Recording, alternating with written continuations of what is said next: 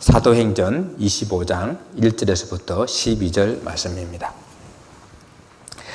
베스도가 부임한 지 3일 후에 가이사라에서 예루살렘으로 올라가니 바울을 고소할세. 베스도의 호의로 바울을 예루살렘으로 옮기기를 청하니 이는 길에 매복하였다가 그를 죽이고자 함이더라. 베스도가 대답하여 바울이 가이사라에 구류된 것과 자기도 알지 못할 것을 말하고 또 이르되 너희 중 유력한 자들은 나와 함께 내려가서 그 사람에게 만일 옳지 아니한 일이 있거든 고발하라 하니라. 베스도가 그들 가운데서 8일 혹은 10일을 지낸 후 가이사라로 내려가서 이튿날 재판 자리에 앉고 바울을 데려오라 명하니 그가 나오매 예루살렘에서 내려온 유대인들이 둘러서서 여러 가지 중대한 사건으로 고발하되 능히 증거를 대지 못하니라. 바울이 변명하여 이르되 유대인의 율법이나 성전이나 가이사에게나 내가 도무지 죄를 범하지 아니하였노라 하니 베스도가 유대인의 마음을 얻고자 하여 바울더러 묻되 네가 예루살렘에 올라가서 이 사건에 대하여 내 앞에서 신문을 받으려느냐. 바울이 이르되 내가 가이사의 재판 자리 앞에 섰으니 마땅히 거기서 신문을 받을 것이라. 당신도 잘 아시는 바와 같이 내가 유대인들에게 불의를 행한 일이 없나이다. 만일 내가 불의를 행하여 무슨 죽을 죄를 지었으면 죽기를 사양하지 아니할 것이나 만일 이 사람들이 나를 고발하는 것이 다 사실이 아니면 아무도 나를 그들에게 내줄 수 없나이다. 내가 가이사께 상소하노라 한데 베스도가 배석자들과 상의하고 이르되 내가 가이사에게 상소하였으니 가이사에게 갈 것이니라 하니라. 아멘.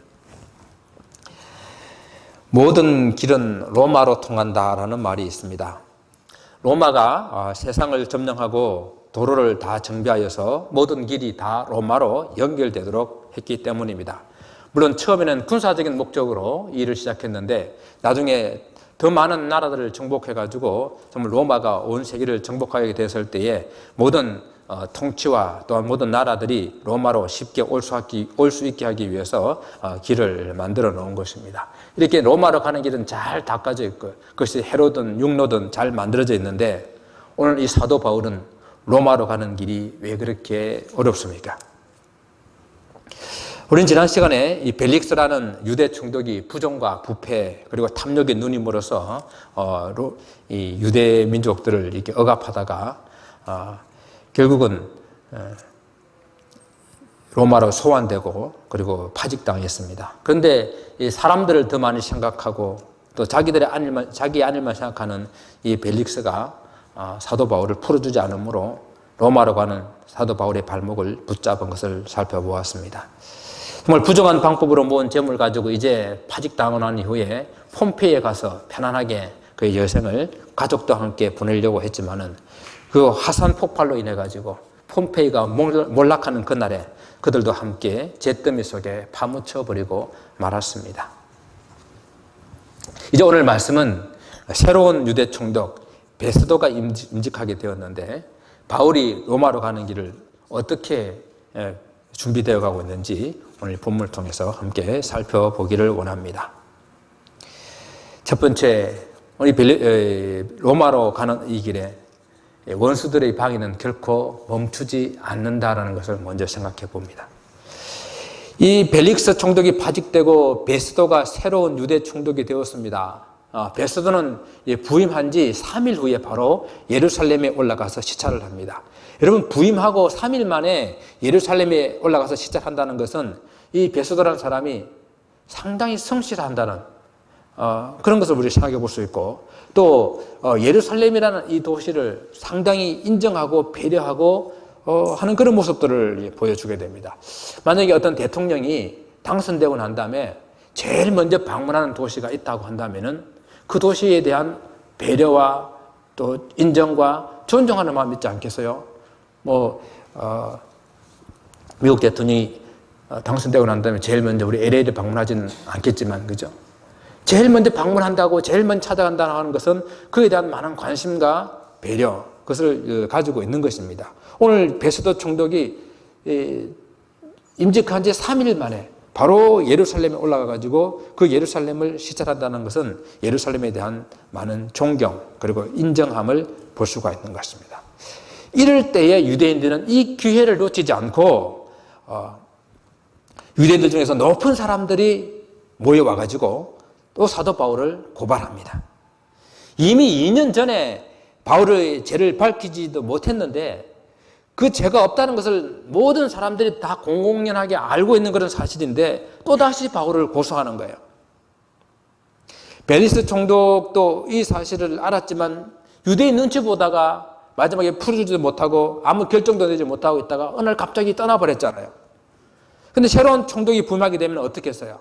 새로운 총독이 부임하게 되면은 어떻게 하든지 그 나라에서 안전하고 평화롭게 그 나라를 통치하기 위해서 그 지배 민족에게 선을 베풀거든요. 그건 당연한 일 아니겠습니까?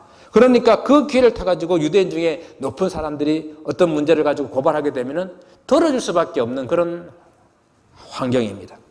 그래서 이런 사실을 잘 알고 있는 유대인들이 기회를 놓치지 않고 말하기를 바울을 예루살렘으로 좀 옮겨달라고 요청을 합니다.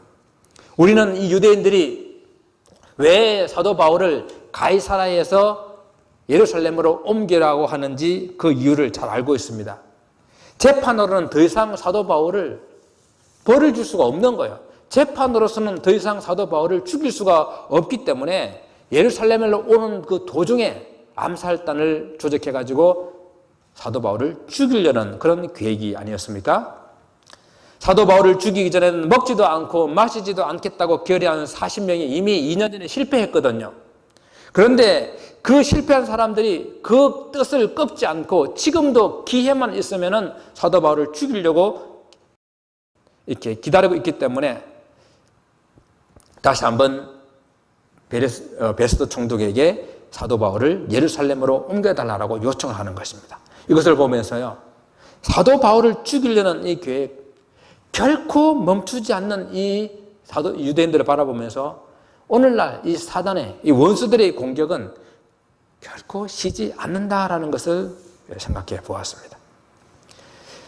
그런데 이러한 유대인들의 이 요청에 이 베스도가 거절했어요. 새로 부임한 총독에게 이렇게 요구하는 것은 당연한 것이라고 그랬잖아요. 그리고 이 베스도는 자세한 그런 사정을 잘 알지 못합니다.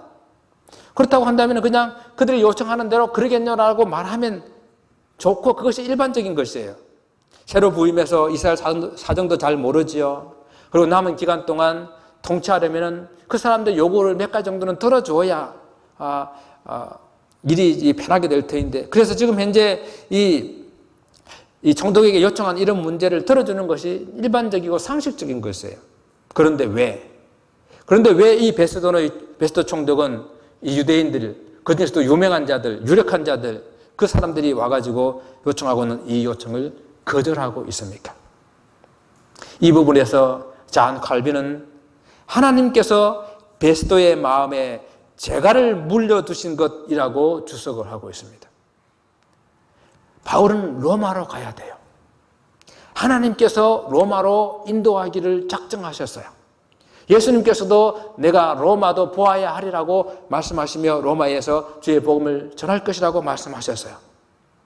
그렇다고 한다면 하나님께서 이 사도 바울을 로마로 인도하기 위해서 그 베스도의 마음을 붙들고 계신다는 것, 이거 외에 다른 것으로 설명할 길이 없다는 이야기예요. 이러한 베스도가 거절을 하고 난 이후에 베스도는 그 대신에 유대인들 중에서 유력한 자들이 자기와 함께 지금 가이사라로 내려가서 그때 만약 사도 바울의 잘못한 부분들이 있다고 한다면 고발을 해도 된다라고 제안을 했습니다. 베스도는 예루살렘에서 그렇게 오래 머물지 않고 금방 가이사라로 내려갈 것이라고 말하고 있습니다. 여기서 유력한 자들이라고 그랬어요. 일반적으로 우리가 유력한 자들이라고 하면은 유대인들 중에 유력한 자들이라고 하면 어떤 사람들이겠습니까? 이스라엘을 대표할 수 있는 덕망이 있고 존경을 받는 대제사장이라든지 어떤 바리새인이라든지 이런 어떤 사람들, 그런 사람들이 아니겠습니까? 그런데 여기서 오늘 베스도가 말하고 있는 유력한 자들이라고 말하는 것은 갈만한 능력이 되는 자. 이 말을 좋게도 해석할 수가 있고 나쁘게도 해석할 수가 있어요. 내가 지금 가이사르로 갈 텐데 예루살렘에서 가이사르까지 60몇 킬로 되잖아요. 그런데 그 길에 갈만한 능력이 되는 사람, 이 말을 다르게 말하게 되면 꼭 덕망이 있고 유대를 대표하는 사람이 아니더라 하더라도 정말 바울을 죽이고 싶은 그런 마음이 있는 사람이라면 전 바울을 어떻게 하든지 그런 고발해가지고 법정에 세워서 벌을 주기를 원하는 그런 사람이라면 가도 괜찮다라고 허락하는 것과 같다는 이야기입니다. 그래서 그들 중에 정말 바울을 죽이기로 혈안이 되는 사람들, 바울에 대한 원한이 있는 사람들, 그런 사람들이 함께 베스도와 함께 가이사르로 내려갑니다. 정말 2년 전에 바울을 죽이기 전에는 먹지도 마시지도 않겠다고 했던 그 사람들, 분이 풀리지 않는 그 사람들도 혹 갔을지도 모르겠어요. 어쨌든 이 총독 베스도는 예루살렘에서 8일 혹 10일 더 머물고 난 다음에 가이사르로 내려오게 될 때에 그들도 함께 내려왔습니다. 2년을 끌어오던 재판이 다시 열렸습니다. 이 베스도 총독은 재판 자리에 앉고 바울을 불러서 세웁니다. 그리고 예루살렘에서 베스도 총독과 함께 온 바로 그 사람들이 여러 가지 중대한 그런 사건으로 바울을 고발합니다. 그런데 이미 바울은 죄가 없다는 것이 밝혀졌잖아요. 그래서 여러 가지 일로 끊임없이 고발하지만은 아무런 증거도 대지를 못하고 계속해서 바울을 모함하고 거짓 증언을 세워서 바울을 고발하고 있는 그런 모습을 봅니다. 저는 이런 모습을 보면서요, 저들의 배후에 정말 하나님 나라를 대적하고 그리스도의 복음이 이 세상 끝까지 선포되는 그 일을 방해하려는 세력이 없다고 한다면 어찌 이런 일이 있을 수 있을까 이해가 되지 않는 부분이에요. 그래서 이것은 사단의 본성으로, 사단의 배후로 이런 일들이 일어나고 있다는 것을 생각해 보게 됩니다. 이게 사단의 본성이거든요. 사단은요, 틈만 나면 공격하고 정말 쉬지 않고 공격하고 넘어질 때까지 공격하는 본성을 가지고 있습니다. 사단의 이러한 공격은 이런 우리 믿음의 선조들만 괴롭힌 것이 아니라 오늘날까지 계속되고 있다는 것, 우리는 이 사실을 직시해야 합니다. 우리가 뭐 사단의 공격이라고 하게 되면 뭐 까만 망토를 입고 머리에 뿔이 달리고 손에는 날카로운 이 낫을 들고 우리를 협박하고 이렇게 공격하는 그런 것을 생각할 수 있어요. 그런데요, 사단은 우리 각한 곳에서 우리에게 속삭입니다. 우리 일상생활 속에 깊숙이 파고 들어와서 우리의 하나님과의 관계를, 사람과의 관계를 다 이간시켜 버립니다. 그래서 사도 바울이 잘 밝혀주고 있는 것처럼요, 우리의 싸움이 혈과 육의 싸움이 아니라라는 거예요. 우리의 싸움은 겉으로 볼 때는 혈과 육의 싸움인 것처럼 보이지만은 사실은 그 배후의 영적인 싸움이라는 것입니다. 그래서 자꾸만 사단은요, 우리로 하여금 이 영적인 싸움인데 이것이 마치 혈과 육의 싸움인 것처럼 사람에게 집중하게 하고 사람하고 싸우게끔 만들고 있다는 이야기입니다.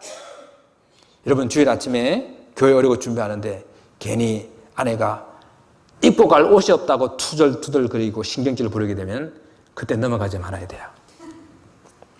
예배하러 오시다가 차 안에서 괜히 아무것도 아닌 일로 남편이 화를 내고 신경을 내게 되면 그때 넘어가지 말아야 됩니다. 교회 파킹 낚시에 차를 좀 삐딱하게 조사했다고 아내가 시비를 걸어도 그때 넘어가지 말아야 돼요. 그날따라 안내하고 있는 분의 옷이 마음에 안 들고 웃는 것도 가시처럼 보이고 나를 위해서 싸늘한 그런 눈빛을 주는 것이 생각되면 그때 우리는 넘어가지 말아야 됩니다. 그날따라 예배 찬양이 지루하고 찬양 인도자는 박자도 놓치고 음정도 불안하고 같이 찬양하고 싶지 않은 마음이 생기면 그때 우리는 넘어가지 말아야 된다는 이야기예요. 어찌 저 얘기하는 것 같아요. 어찌 우리가 은혜 받기 전에만 이런 시험이 있겠습니까? 은혜 받고 난 이후도 수없이 많은 방법으로 우리의 은혜를 쏟아버리게 유혹하고 미혹하고 시험한다는 것입니다. 사단을 이렇게 연구하는 사단학을 연구하는 사람들이 있는데요. 이 사람들이 성도들을 시험하는 사단의 9가지 전략이 있다고 말합니다. 첫째는 교만입니다. 이것은 가장 오래되었으면서도 효과적인 그런 사단의 무기예요. 두 번째는 절망입니다. 교만하지 않는 사람들은 이 절망이라는 이 시험에 걸려 넘어지게 됩니다. 셋째는 비교의식이에요.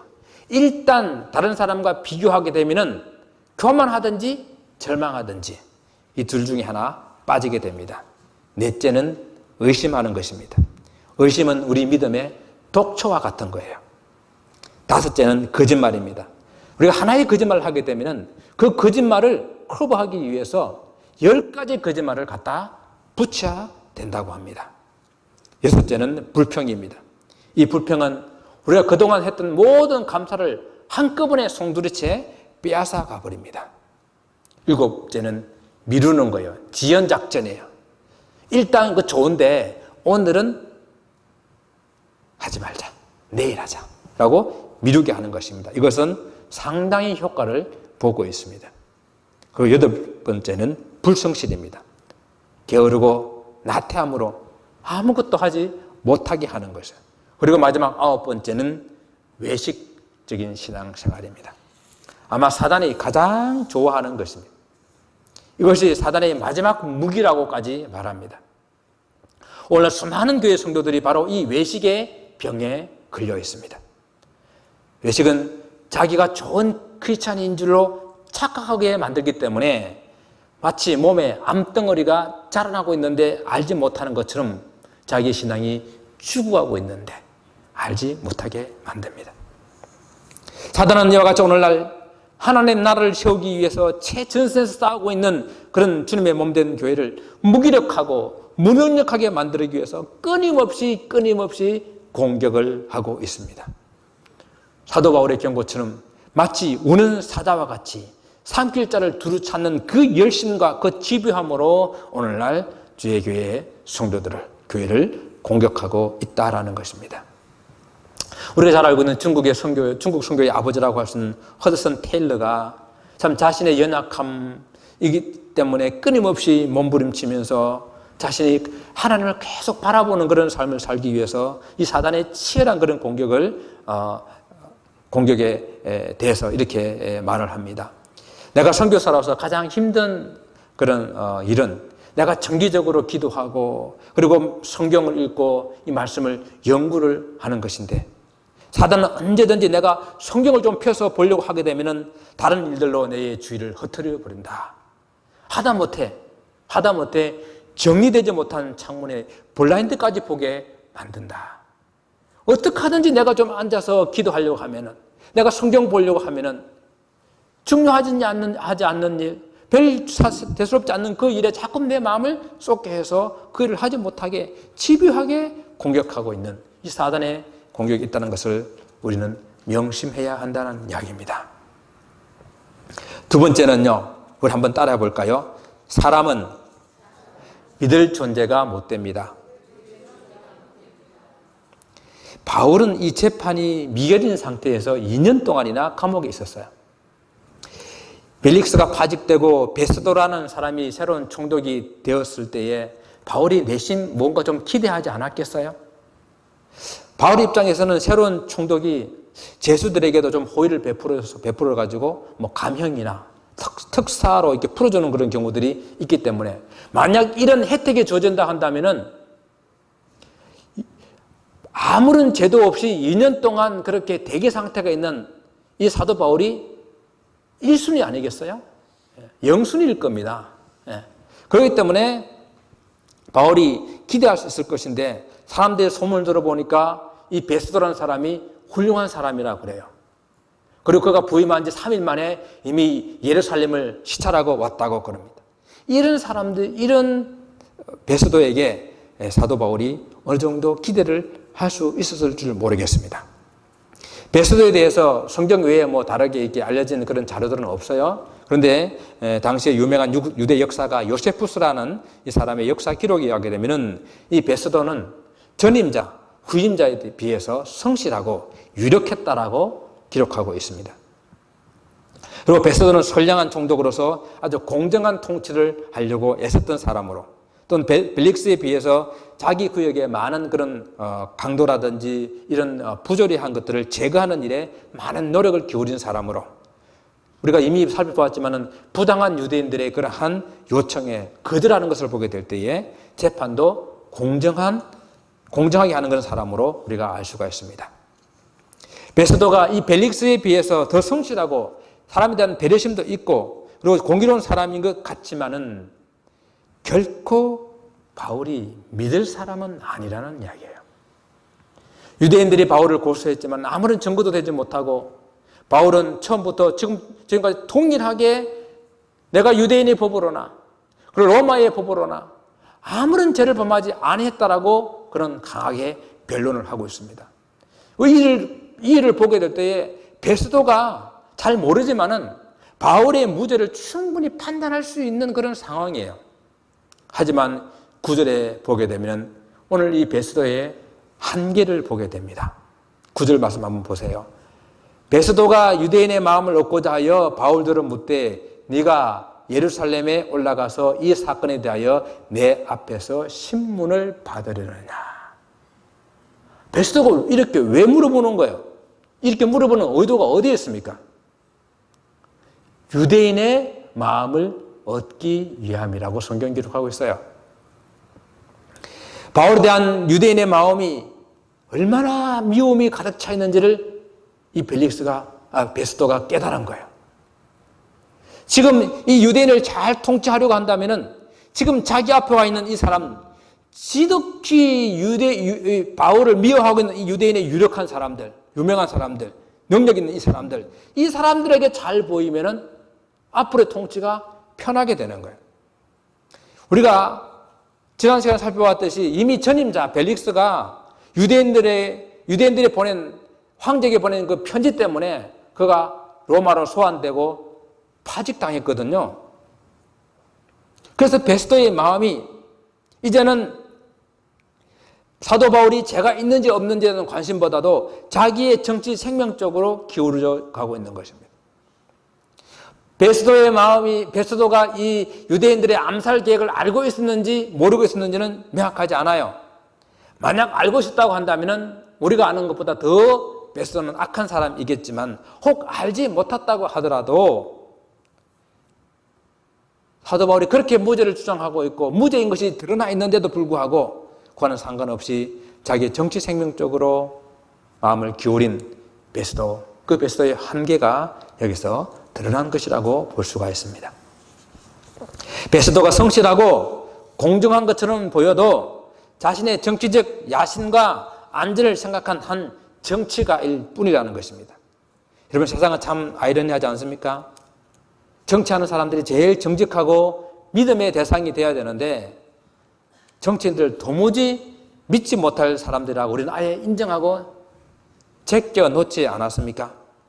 정치인들이 거짓말하고 어느 정도 부정한 일을 하게 되면은 그는 어느 정도 할 수 있는 것으로 하얀 거짓말이라고 좀 이렇게 우리는 접어두고 생각하지 않습니까?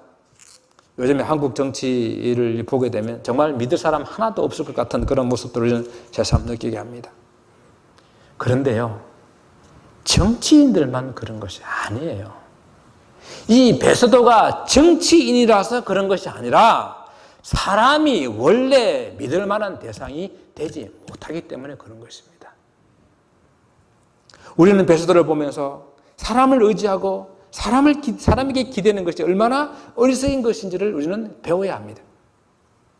바울이 로마로 가는 길에 그 길을 사람에게서 얻으려고 한다면 결코 그 길은 열리지 않을 것이고 로마에서의 그 꿈도 결코 이루어지지 않을 것입니다.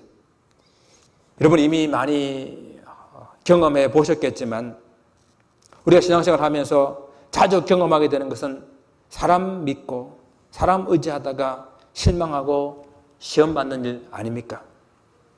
뭐 교회에 사람 보고 나오냐 하나님 보고 나오지라고 우리가 말을 하지만은 우리가 늘 넘어지고 시험 받는 일이 사람 의지하고 사람 바라봤기 때문이 아니었습니까? 왜 이것이 이렇게 참 잘 안 되는지 모르겠어요. 사람을 의지하고 사람의 도움을 바라보았다 실패했던 다윗이 시편을 통해서 이렇게 고백하고 있어요. 여러분 한번 시편 62편을 한번 오늘 돌아가셔서 한번 보시며 묵상해 보시기 바랍니다. 이 시편은 나의 영혼아 잠잠히 하나님만 바라며 라고 시작하고 있습니다. 이 하나님만 바란다는 것은 하나님만 의지한다는 그런 뜻이에요.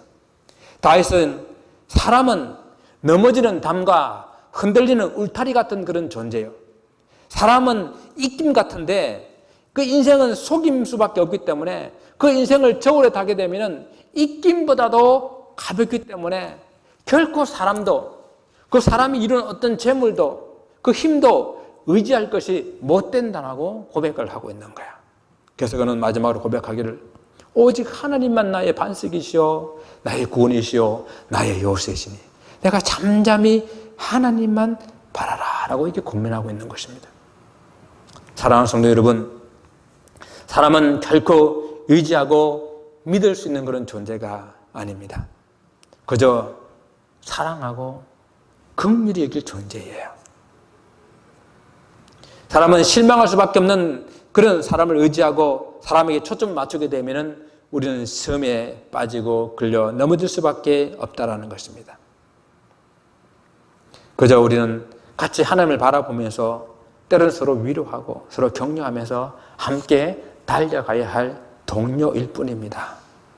때로는 서로 힘이 되는 것도 우리가 같은 어떤 처지에서 하나님을 함께 바라보면서 함께 길을 가는 동료가 되기 때문이죠. 여러분 다시 한번 권면 드립니다. 사람 때문에 시험 받지 마시고요. 사람 때문에 넘어지지 마시고요. 사람 의지하고 사람 붙들다가 믿음 잃지 마시기를 바랍니다. 끝까지 하나님만 바라보며 믿음의 길로 달려갈 수 있기를 주님 이름으로 축원을 드립니다. 자, 세 번째는요. 가이사에게 상소를 하고 있는 바울의 모습을 살펴보겠습니다. 자, 예루살렘에 올라가겠느냐라는 제안을 받은 바울이 단호하게 거절합니다. 베스도가 유대인의 계획을 알았든 알지 못했든 그런 상관없이 사도 바울은 이미 그들의 이야기 속에 그 배후에 어떠한 음모가 있는지를 알고 있습니다. 그래서 사도 바울은 로마 황제 가이사에게 상소를 하게 됩니다. 여러분, 가이사에게 상소를 한다는 것은 결코 간단한 문제가 아니에요. 사도 바울이 돌이킬 수 없는 마지막 선택을 해버린 것이거든요. 돌이킬 수 없는 마지막 선택. 요즘에 이 미국과 북한의 이런 협상에서 자주 나오는 이야기 아닙니까? 완전하고 검증 가능하며 돌이킬 수 없는 비핵화, CVID라는 말을 많이 들어보셨죠? 그런데 이러한 완전하고 검증 가능하며 돌이킬 수 없는 이런 완전한 비핵화, 이런 것이 협상 테이블에서 쉽게 이렇게 딱 생각할 수 있는 것들이 아니에요. 왜? 한번 서명하고 나면은 돌이킬 수 없는 완전한 것이 되어버리기 때문에 그런 것 아니겠습니까? 지금 이 사도 바울이 가이사에게 상소했다는 것이 바로 그런 의미예요.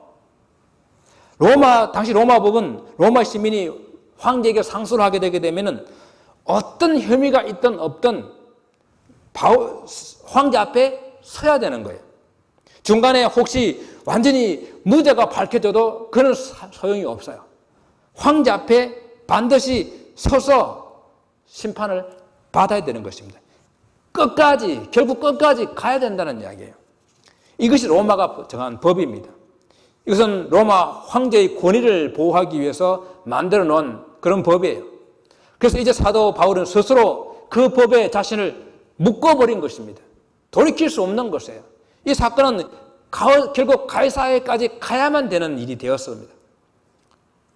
여러분, 사도 바울이 지금 자기에게 닥친 그 위기를 단순히 벗어나기 위한 그런 수단으로 가이사 황제에게 상소한 것이 아니에요. 그럼 우리가 이 마지막으로 이 사도 바울은 어떤 마음으로 가이사 황제에게 상소를 했을까 한번 생각을 해보겠습니다. 그것은 하나님께서 로마로 가는 길을 인도해 주신다는 확신이 있기 때문에 가능한 것이었습니다. 로마로 가는 그 길이요, 베스도에게 달려있지 않다는 거예요. 하나님만 바라보아야 로마로 가는 그 길이 열린다는 것입니다. 로마도 보아야 하리라라고 꿈과 소망을 주신 그 주님을 붙들 때에만 그 길이 열린다는 확신이 그에게 있었기 때문에 황제에게 상소를 한 것입니다. 우리의 길을 하나님께 맡긴다는 것은요, 이것이 분명한 어떤 의미가 있는지 여러분 이해하실 수가 있어야 돼요. 장래를 알지 못하는 그런 불확실성 가운데서 그냥 자포자기식으로 내맡겨버리는 것이 아니라 이 삶 가운데 꿈을 주시고 비전을 주시고 이 꿈을 하나님께서 이루어 주시겠다는 확신, 전적으로 하나님께서 일을 이루어 주시겠다는 그 확신이 있을 때 하나님께 온전히 맡긴다라는 것입니다. 두 번째는요, 어떠한 불의도 행하지 않았다라는 확신입니다. 바울 앞에 또다시 불어닥친 그 위기의 순간에 그냥 그 순간만 모면하기 위해서 그 가이사에게 항소를 해가지고 그곳에 가면 또 어떻게 되겠지, 막연한 그런 기대나 또 우연한 그런 소망을 바라는 그러한 모습이 아니었다는 이야기입니다. 바울은 여러 번 이야기하잖아요. 내가 유대인 성전에서나 유대인 그 율법에서나 로마 황제의 가이사의 법에서나 내가 어떠한 불의도 행하지 않았다라는 그 분명한 확신이 있었기 때문에 이런 상소를 할 수 있는 것입니다. 바울은 11절에서 말합니다. 내가 만일 불의를 행하여 무슨 죽을 죄를 지었으면 죽기를 사양하지 아니할 것이라. 만일 죄를 지었으면요, 지금 순간을 모면하고 가이사 앞에 서서도 가이사 앞에서 죽음을 면치 못할 것이에요. 하나님께서 인도하시는 로마로 가는 그 길이 곧 황제 앞에 가는 길이 되는데, 만일 죄가 있으면 로마로 갔다가 하더라도 그곳에서 바로 그 로마가 사도 바울의 무덤이 될 것이요, 로마에 갔다 하더라도 그 주의 복음을 전할 수도 없고 하나님 뜻을 이룰 수도 없는 그런 삶이 됩니다. 로마로 가는 것이 아무런 의미가 없게 된다는 이야기예요. 여러분, 우리는 가끔 이렇게 생각할 수 있어요. 어떻게 하든지 로마만 가면 된다. 뭐로 가도 서울만 가면 된다. 이것이 우리 신앙의 자세가 아니라는 것입니다. 로마에 가서 해야 할 일이 무엇인지를 생각한다고 한다면 어떤 모습이어야 되는지를 우리는 생각해 봐야 돼요. 가이사 앞에 서더라도 결백하기 때문에 가이사에게 항소했고, 그리고 그 위의 일은 하나님께 맡길 수가 있는 것이에요. 우리가 하나님을 전적으로 신뢰한다는 것은 내가 마음대로 살아버리고 내가 아무렇게나 살아버리고 하나님께서 이 모든 것을 해결해 주시겠지라고 무책임하고 무모한 그런 담력을 말하는 것이 아닙니다.